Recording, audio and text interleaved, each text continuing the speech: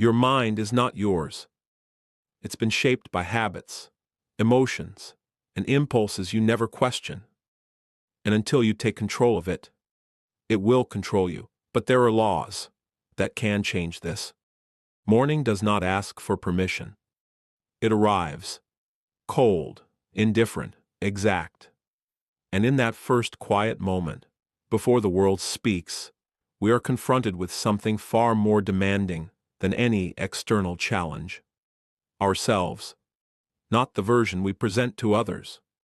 Not the disciplined figure we imagine we are. But the raw, unguarded mind. Restless, emotional, easily pulled toward comfort, avoidance, and distraction. This is where the real work begins. We do not wake to conquer the world. We wake to confront the one thing that has always stood in our way. The untrained mind. And so each morning, we return to a set of laws, not imposed by society, but discovered through observation, discipline, and time. Laws that do not bend to our feelings. Laws that do not negotiate. They simply reveal the truth. Law 1. You are not your first thought. The first voice you hear in the morning is not wisdom. It is habit. It tells you to stay in bed, to delay, to indulge, to drift. And if we are not careful, we obey it, not because it is right, but because it is familiar. But we have learned to pause, to observe, to separate ourselves from the noise. Marcus Aurelius wrote, "You have power over your mind, not outside events. Realize this, and you will find strength." The first thought is not a command. It is a test of whether we will live by impulse or by intention. So we do not react.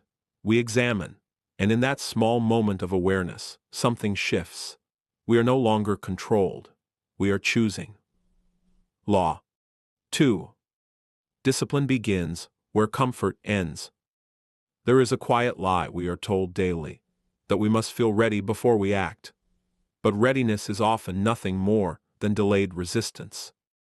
We do not wait for motivation. We move without it, because we understand something deeper, something uncomfortable. Comfort weakens, not immediately, not obviously, but slowly, subtly, relentlessly. Every time we choose ease over effort, we reinforce a pattern, and that pattern becomes identity. Epictetus said, "If you want to improve, be content to be thought foolish and stupid, to rise early, to act with discipline, to reject comfort." These things often look unnecessary to others, but we are not here to be understood. We are here to be forged. Law 3. Suffering is amplified by imagination. Most of what we fear never happens, and yet we suffer as if it already has. The mind is a skilled storyteller. It takes uncertainty and turns it into catastrophe. It takes delay and turns it into failure. It takes discomfort and turns it into danger. But we have seen through this illusion. Seneca warned, "We suffer more often in imagination than in reality." So we interrupt the narrative. We question it. We ask, is this real, or is this projection? And more often than not, we find that what disturbs us is not the event, but the meaning we attach to it. When we remove that meaning, the weight disappears. Not completely, but enough for us to act.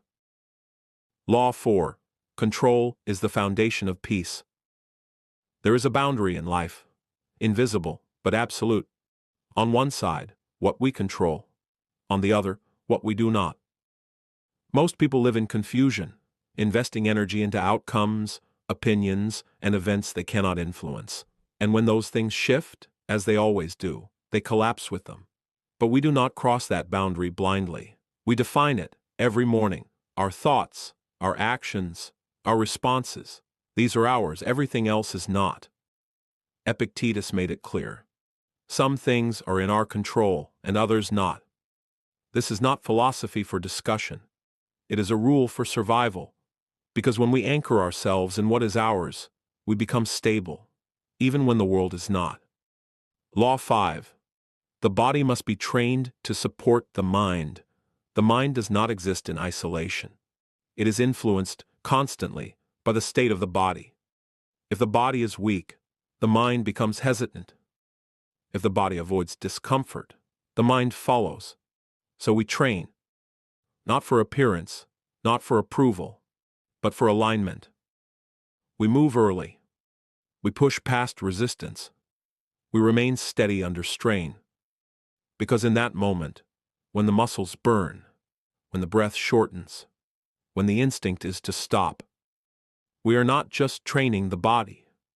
We are rewriting the response to difficulty. And that response will appear again, later in the day, in more subtle forms.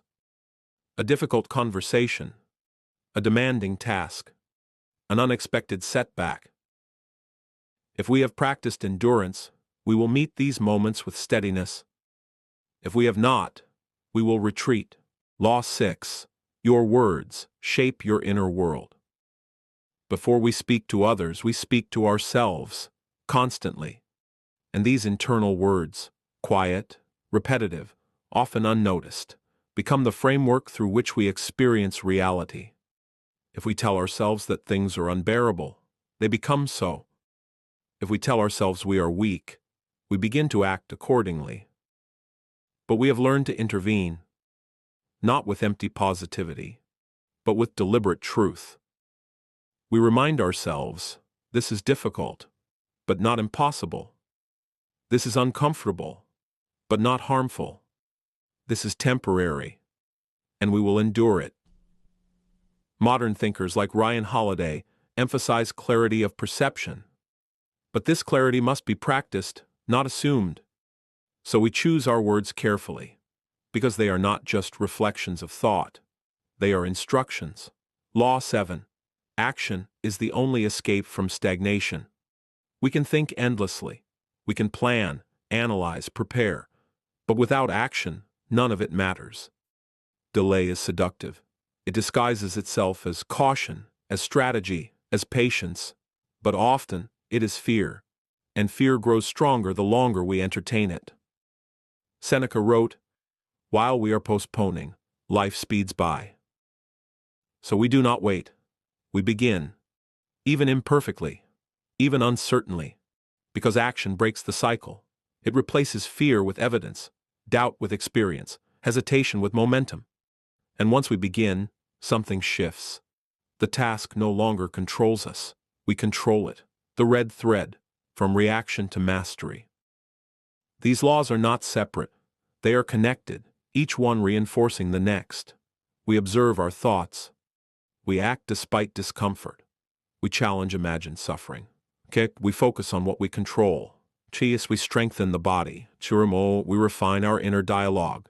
And we take action. This is the process, not of becoming perfect, but of becoming deliberate, because the greatest danger we face is not failure. It is unconscious living, reacting instead of choosing, feeling instead of thinking, avoiding instead of confronting.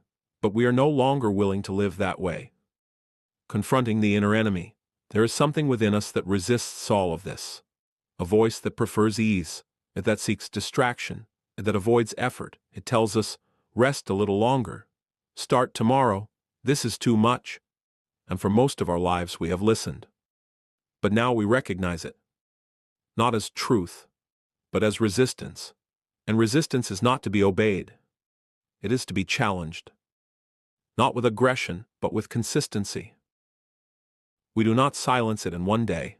We weaken it over many. Each time we act despite it, we take something from it. Power, the reality of this path. This way of living is not comfortable. It is not easy. And it does not promise immediate reward. There will be mornings when the mind is heavy. Days when discipline feels distant. Moments when emotion rises faster than reason. But this does not mean we have failed. It means we are practicing, because mastery is not the absence of struggle. It is the ability to return to the principles, to the laws, to the path again and again. Closing reflection. The mind is not fixed. It is shaped.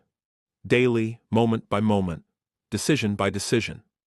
Most people allow it to be shaped by circumstance, but we do not. We take responsibility for its direction. We question it. We train it. We discipline it. And slowly, almost imperceptibly, it changes, becomes quieter, stronger, more stable, not because the world has become easier, but because we have become harder. So tomorrow morning, when the familiar resistance returns, when the thoughts arise, when the body hesitates, we will remember, we are not here to be ruled by impulse. We are here to build something stronger than feeling. A mind that does not break under pressure.